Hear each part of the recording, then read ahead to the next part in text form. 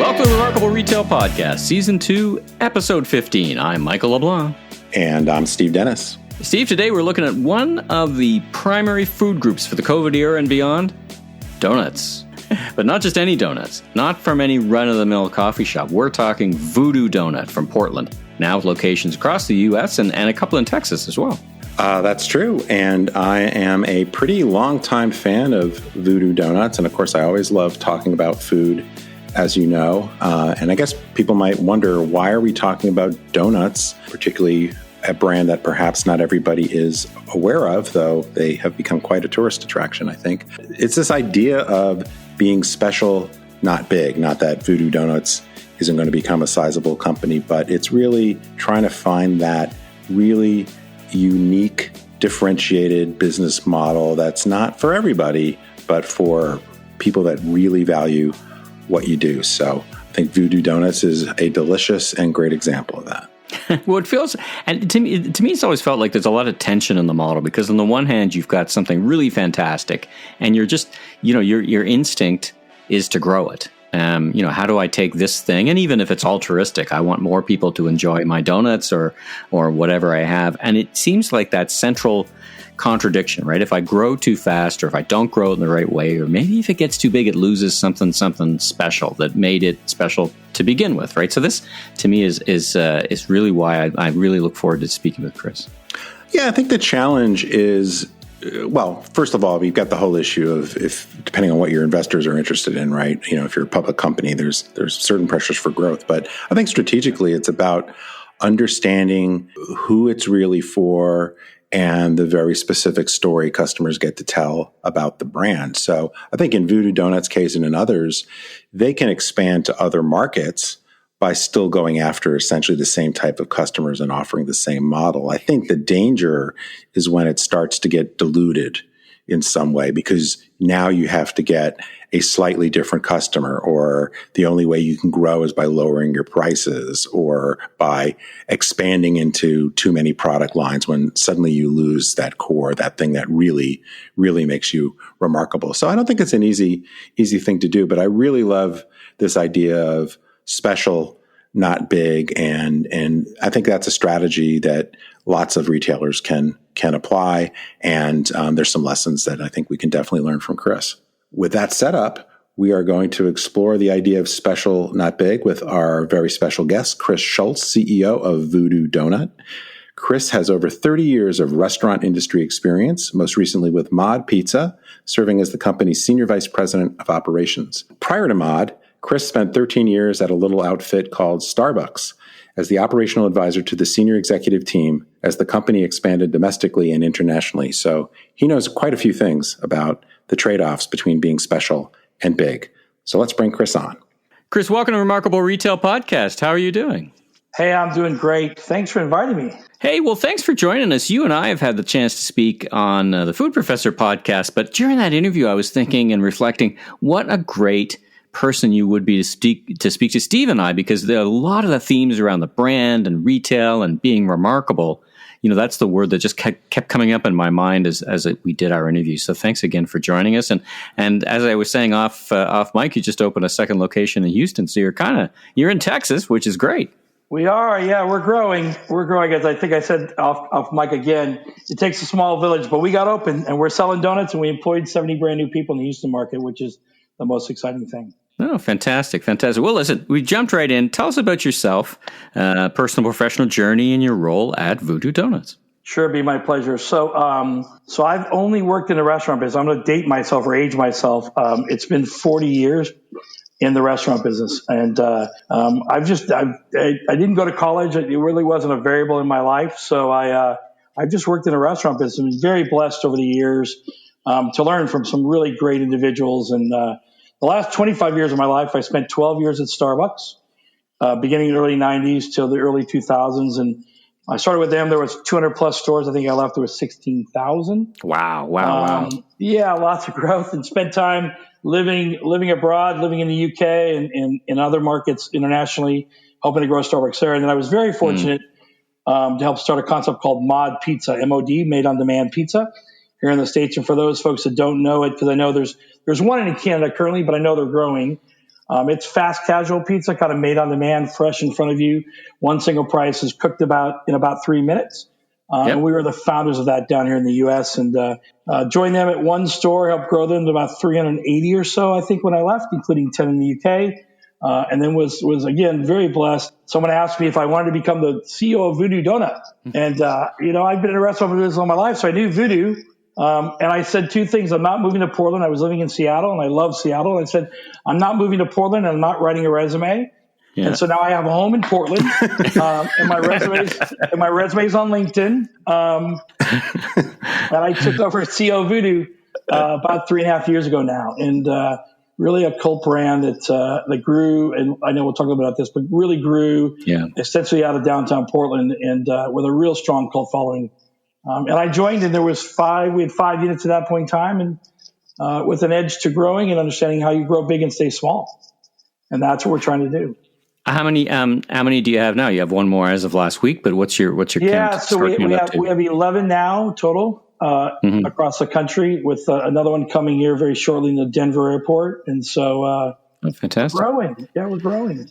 Well, I mean, by percentage, and it's funny, right? Because you come from a business that grew pretty much set the Bible for growth. I mean, Starbucks, my goodness, go from a few to literally thousands. But growth is growth, right? I mean, ultimately, growing is going in the right direction. Give me a bit of sense of Voodoo Doughnuts, the history, the origin story, the backstory for those who aren't familiar with it. Sure. So Voodoo was started, like I say, about 16 years ago now by two, and I call them wacky, and I think they're proud to be called wacky.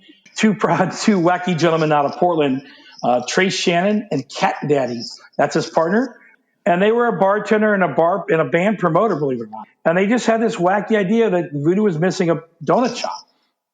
And so while they were bartending and promoting bands, they opened a little donut shop in downtown Portland on 3rd and Burnside. I think it was 800 square feet back then. And I think they really kind of founded gourmet donuts, right? Kind of the different, unique gourmet donuts. We're the inventors of the bacon maple bar. And we know that to be true because they used to bring breakfast with them every morning to work. And Cat Daddy brought bacon one morning and put it on a maple bar. I was like, damn, that's good. You should sell it. It's like the Reese's Peanut Butter Cup story. I love that story. Story. And as the story goes, Anthony Bourdain was in town doing one of his television shows back in the day. Hadn't planned on going to Voodoo, and someone said, you got to go to this donut shop and try these wacky inventions. And he came in and tried a bacon maple bar. And as the story goes, in the television show, it showed him that night dreaming of this bacon maple bar. And he went down to the shop, and the shop was closed because we used to open from, believe it or not, 10 p.m. to 10 a.m. So we're overnight only. Again, wacky marketing, right? Wacky guys. And from then it launched. And so we now do...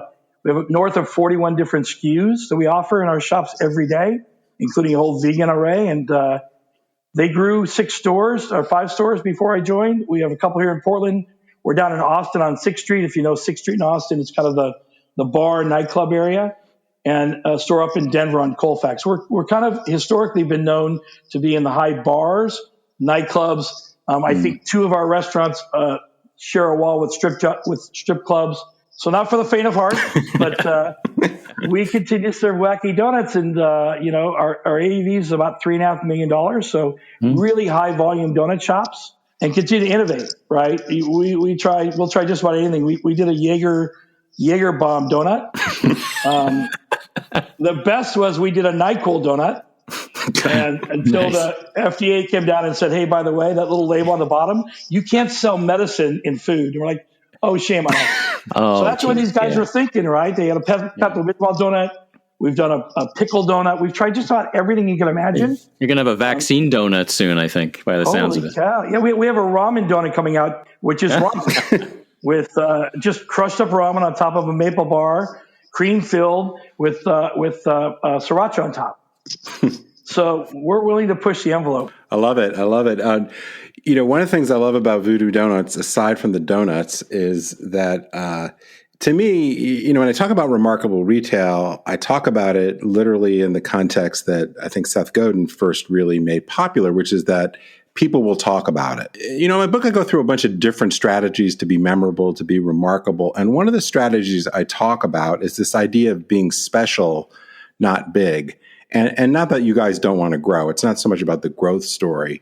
And I think what you guys are doing is really interesting in terms of, finding that kind of donut aficionado or whatever, that if that language makes sense to you. But I'm curious, as you think about where you're going next, how much of the strategy is to try to stay hyper focused on that uber raving fan kind of customer, and how much of what you do is also culturally based in the way you execute the brand?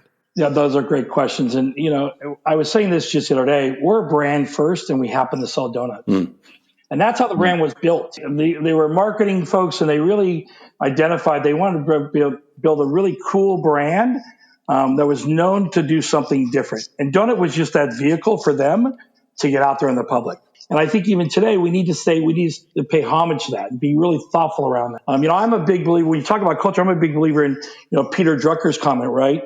Culture eats strategy for lunch. Mm-hmm. And so for us, it's really about building a unique brand that has a strong culture that, again, recognizes the value of that with our customers. We talked off mic. I think a big part of our customer base, I eventually guess maybe even half, come to us and they're not even hungry, right? They're just coming because they want to experience the brand and want to come into it and see the music and see the donuts. And, if you come into our stores, we put our donuts in jewel cases. We don't rack them.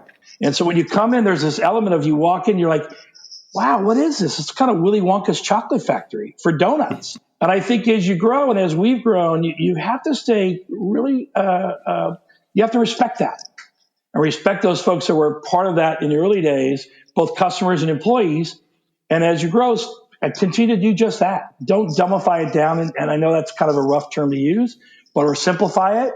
I think so many brands sometimes today want to grow because they want more money or they want a footprint. And, I always talk to entrepreneurs. I'm like, if you only have 10 and you do 10 really well and you have a cult following, do 10. Yeah.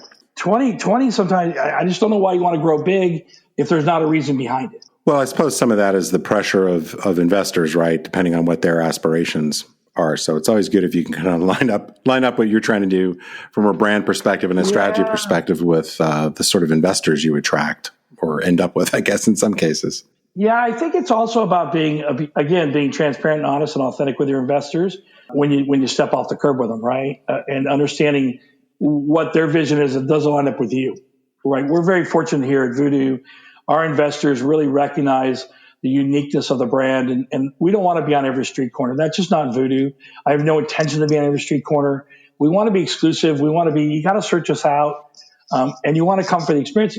There's historically a line of a half an hour to an hour to get into a donut shop. Well, if you're going to stay in line for half an hour, it better be damn good when you walk in.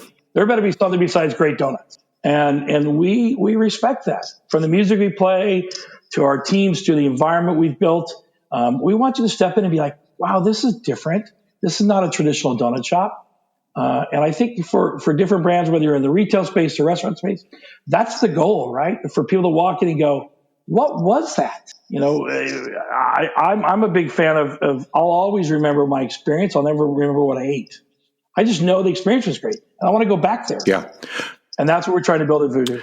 Yeah, I don't know who originally said it, but I quote it shamelessly in my book, is this idea that people buy the story before they buy the product. And I think that's kind of what you're getting at, to create something that something want to be part of that transcends. You've got to have a good product or people aren't coming back. But how do you transcend just kind of the features and benefits? Because there's lots of places people could fill their stomach or get, a roughly comparable product, right?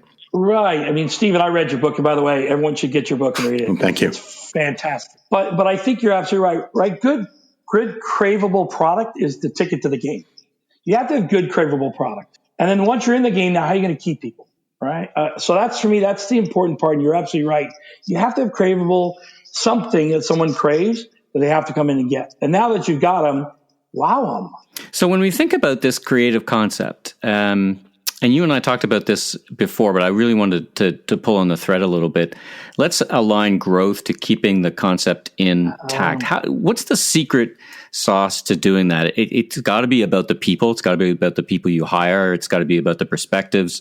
Like, do you have a model that you lay on top of the growth and say, I can only have a few? Is it as simple as, I can't have more than X number in a city of a population of Y? Like, how do you even decide which city to go to next? Like, how do you conceptualize that from a strategic perspective and then draw that into execution so that, no matter where you are, it's something special to go to Voodoo Donuts. Yeah, and that strategy looks very different from the brand you're in. I'll tell you, the Starbucks brand really was built on, we want to be on every street corner where people are traveling through, right? And that was their strategic plan. And so the way they went about it is very different than Mod. Right. Mod wanted to be in every daily needs center where Mom was driving in the minivan on the way home and you just stop for a quick meal that was affordable. And then at Voodoo, it's all uniquely different as well. For me, it's really about being in areas that high foot traffic, potential tourism, right, for us. Because again, it's about the experience of people carrying that pink box as you start to grow. And listen, if I had the magic formula on real estate, all due respect, we probably wouldn't be sitting here talking. I'd be on a beach in the Bahamas somewhere. But it all comes out, right? That first point is real estate and identifying those storefronts or those corners where you think you're going to get that traffic. And then it blends into your people. I had this experience. I was in New Jersey and I went to Buddy Velasco's Cake Boss Bakery. Oh, yeah. And my daughter, she's 13, 14. She wanted a Cake Boss cake, and we were in New York. I said, let's get in a city bus. And it was the most interesting phenomenon. You just triggered something for me. As I was walking through the airport with his branded box, it was like having a puppy in a park. and it feels like what the kind of buzz you create by all those moving parts of the brand, yeah? Yeah, I think so. And I love that. It's like having a puppy in a park. I'm going to use that again, so I'm going to steal it from you. Because people always ask me about that. There's not a day goes by that if you're in the Portland airport or in the Austin airport, someone doesn't have a pink box taking you back to your friends. Right. And much like that, I mean, who takes donuts home as part of their gifts going home?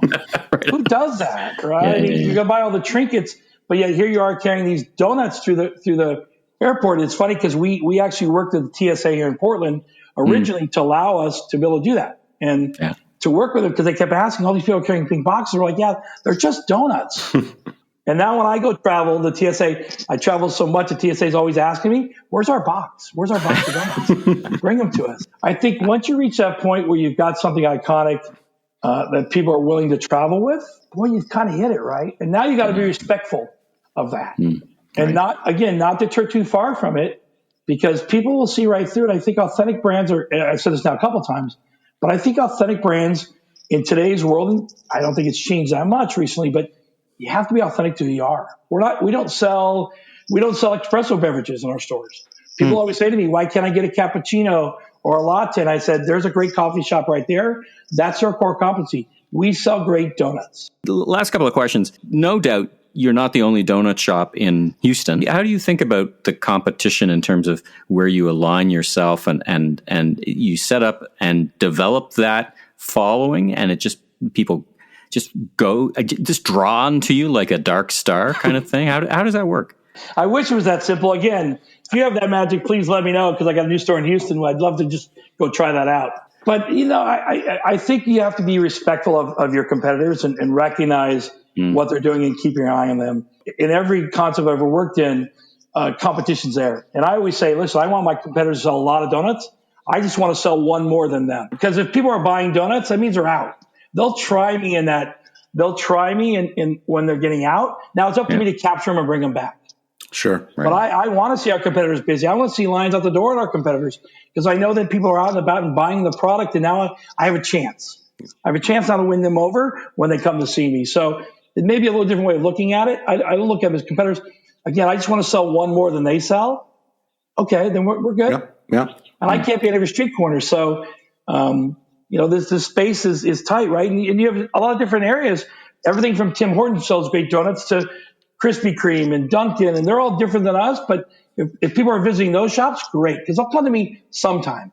Now it's up to me to keep them, bring them back to Voodoo for that special occasion. So I'm curious. I'm mindful of our time, but I had a couple questions I just wanted to run past you. Yeah, One sure. is, and I would be interested in your perspective, in the context of Voodoo, Mod, and or Starbucks. But as you look back on your experience and you think about maybe lessons for listeners that might be in a totally different category or a, smaller or bigger operation, is there one or two mistakes that you've made that you really learned a lot from? We need a 4-hour podcast for that one. Yeah, I mean, there's been a lot. And through my career, it's when I don't listen. as a leader, right? In other words, I'll give you a great example. I thought vegan donuts, when I came to Voodoo, I thought, well, we don't need to do vegan. We had a little assortment of vegan. That's good enough. And come to find out, there's a big vegan group out there. And it took me a year to realize, we're missing a whole opportunity here. But what I didn't do is ask people, right? I didn't use my resources. I thought I knew everything. And I thought, boy, I'm the guy. I know everything there is to know. And let's just go that direction. And I think many times leaders and entrepreneurs just don't ask, right? You've got a winner. Real estate's a great example. Heck, 1 out of every 3 restaurants survive just because of location. And I made a lot of mistakes in choosing locations. But again, it's just because I didn't ask. I didn't do my research. I didn't do homework. And I again just thought I knew it all. And realized very quickly, not so much, Chris. Not so much. Yeah, that's become one of my favorite things. And sometimes people think I'm like turning into a self-help guru or something when I make some of these comments. But I'm like, chances are you're wrong. Whatever you think about something, there's a pretty good chance you're wrong. Not necessarily that you're completely wrong, but a little bit of humility, a little bit of inquiry, I think, in almost anything probably serves us pretty well. I think it's very hard for us, and I hope in a few weeks we'll not have to resort to this. But given that we're still in this COVID era, hopefully moving to a post-COVID era fairly quickly here, I'm curious: were there things that you learned during the height of the pandemic, particularly being in a food service business, that you think will carry you forward? And again, might be some words of wisdom for folks in different parts of retail. Yeah, there are a couple. One is stay true to your core. And let me I'll go a little bit into that. We were doing really well pre-COVID, really well. And we stopped innovation. We stopped donut innovation. Maybe once a quarter you'd get a new donut in our shops. But we just stopped because we were doing so well. We're like, why spend time inventing donuts? People are coming in and buying them anyways. And then COVID hit. And then they were like, what's going to bring people either online or third party or into the store to buy a donut? Well, we had to innovate, go back to our core. And so now once a month we roll a new donut out. The ramen donut we talked about, we had to go back to the core. And that was an aha moment for me. And even post-COVID, you'll find with us, never get too high on it. My dad used to call it, don't read your own press clippings, right? Stay true to your core and do what got you there and go back to it. The other part that was an aha moment for me was the strength in my people and my leadership, my store leadership. I mean, our store leaders, so many times, I don't think I gave them the benefit of doubt of the job they were doing and how much responsibility they can take on and make decisions on their own. Today, if you run a donut shop for us, you're a nurse practitioner, you're doing COVID checks with every single person, you're temperature checking people are away on. It's unbelievable the amount of work. They're not just writing a schedule now and selling donuts. They become therapists and doctors and all sorts of different things inside their stores, and taking care of not only the employees but the customers. And I don't think I respected enough the value of them and their ability to really troubleshoot and really be thoughtful around that. And then the final piece for us is the strength in social media. I know that's Doug, Chris, of course, social media. But when you eliminate all other means of talking to your customers, in other words, they're not coming in your stores, so you don't have any way to wow them. Well, how do you wow them now? You have to go talk to them through social media. And I'll tell you, we devoted some resource and time on it, but not nearly enough. And so we've gone back and re-engaged that and rethought about it. And I think post-COVID for us, to really recognize, I was always saying, my marketing team is the 50 or 70 employees I have in my store. That's my marketing team. And I don't even invest in marketing because I have all these people in my stores. And now I'm like, wait a minute. If people aren't coming in, those 50 marketers can't do their job. Now we have to figure out something else. And do you think that's likely to persist when we get back to more normal times, whatever normal times look like? That's the $1 million question. Again, I'd be on a beach somewhere, but I think the reality of it is we'll pay you double if you give us a good answer. Yeah, I think we're collectively, and I've heard someone say this before, we're collectively in North America, we like people. We like to get out. We like to enjoy companies. We enjoy that. That's part of who we are. It's a human nature. So I think people are going to come back. I'll tell you, my office has now been shut down for a year. Wow. We do all the Zoom meetings, but just last week, a couple of folks said, when are we going to get back to the office? Because they miss that interaction.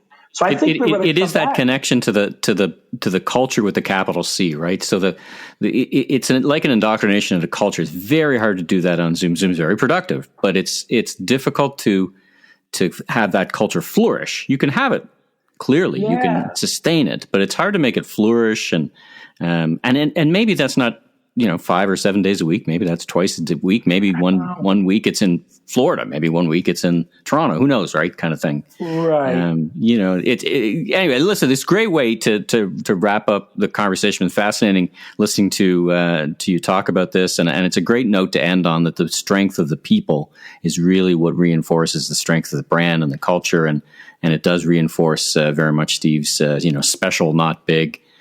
Philosophy and thinking. So, Chris, thanks so much for joining us on. Oh, gentlemen, I appreciate the time. I really appreciate the opportunity.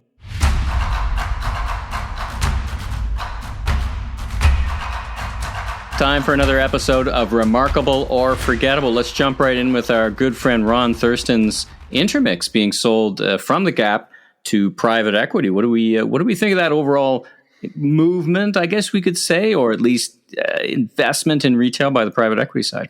Well, private equity hasn't had the greatest track record investing in retail, I have to say. But I think this is more, on the one hand, Gap needing to focus on its core businesses. Intermix is a very different business for them. Like the average value of the average order value is like probably 10x a typical Gap Old Navy store. So I think some of that is strategically for them to focus. And I think there's just a lot of interest in acquisition, but private equity and by bigger firms, this consolidation going on. So a bunch of deals in play and a bunch of interested buyers. So I think we're going to see a lot of these assets shake loose here over the next year or so. So whether that's remarkable or not, I think it's something to really pay attention to.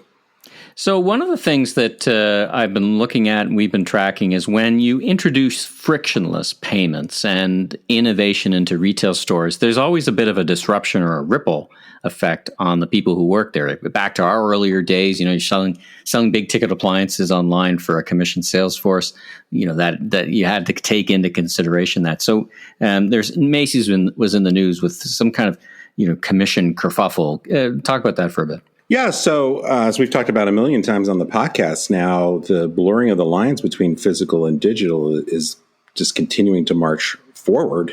And as you pointed out, sometimes this creates some interesting challenges, whether that's order online, pick up in store, the technology integration. This particular thing is now that customers are able to buy product on their phones while in the store, or check out without talking to a sales associate. You've got a sale that is rung up in a physical store, but the sales associate's not necessarily directly involved in ringing the customer up, even if they help them. So the sales associates feel like they're owed a commission. The way the system works bypassed it, and so they created a bit of an uprising and uproar within Macy's on the part of their commission salespeople. So this kind of thing is just going to continue to go on. I think there's no turning back in the blurring of the lines, and so you need the technology or the processes or practices or whatever just to make that both a great experience for the customer as well as a great frictionless experience for your associates.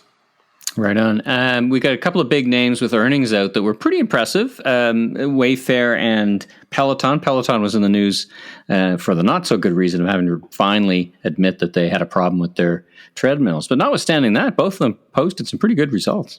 Well, these companies have been on a tear. I think they're kind of the poster children for how the great acceleration, as our friend Carl talks about, has really helped some of these companies. I talk about Wayfair and Peloton in my book as being these companies that have grown very nicely, but haven't been able to make any money.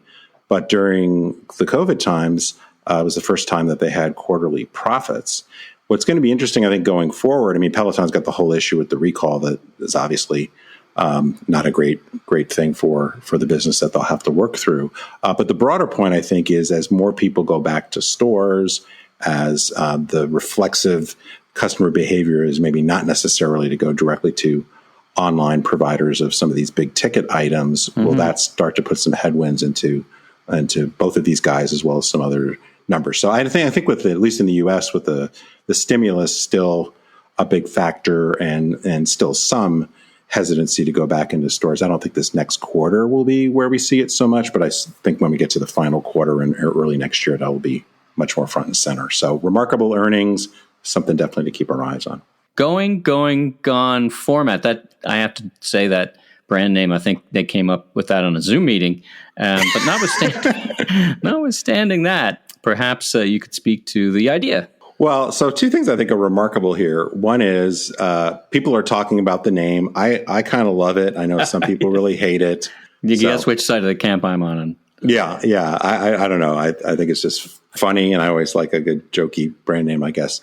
What's interesting to me is so they're opening an outlet store. I'm not aware of any significant chain that is really doing outlet for sporting goods. There's definitely some resale that's going on, but it's pretty small. So I don't really understand why that hasn't happened.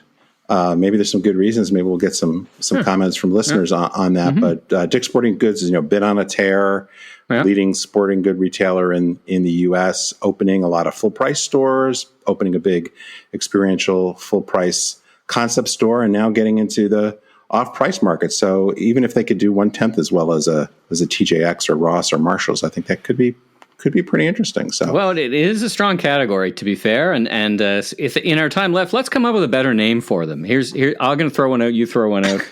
End Zone. That sounds a little dark. Instead of there's Tuesday morning, maybe it should be Monday morning quarterback. I don't know. I like End Zone, right? It's anyway. All right. Well, where sporting goods go to die. End Zone by Dick's Sporting Goods. Yeah. All right. Well, that was another episode of Remarkable or Forgettable.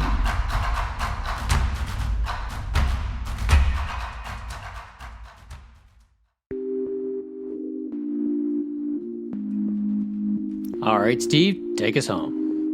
If you like what you heard, please follow us on Apple, Spotify, Amazon Music, or your favorite podcast platform so you can catch up with all our guest interviews and insights, and new episodes will show up every week. And please take a minute to drop us that elusive 5-star rating and tell a friend in the retail industry. I'm Steve Dennis. The expanded and completely revised second edition of my best-selling book, Remarkable Retail: How to Win and Keep Customers in the Age of Disruption, is now available at Amazon, Indigo, bookshop.org, or just about anywhere books are sold. And I'm Michael LeBlanc, producer and host of the Voice of Retail podcast, and you can learn more about me on LinkedIn or on meleblanc.co. Steve, have a safe week.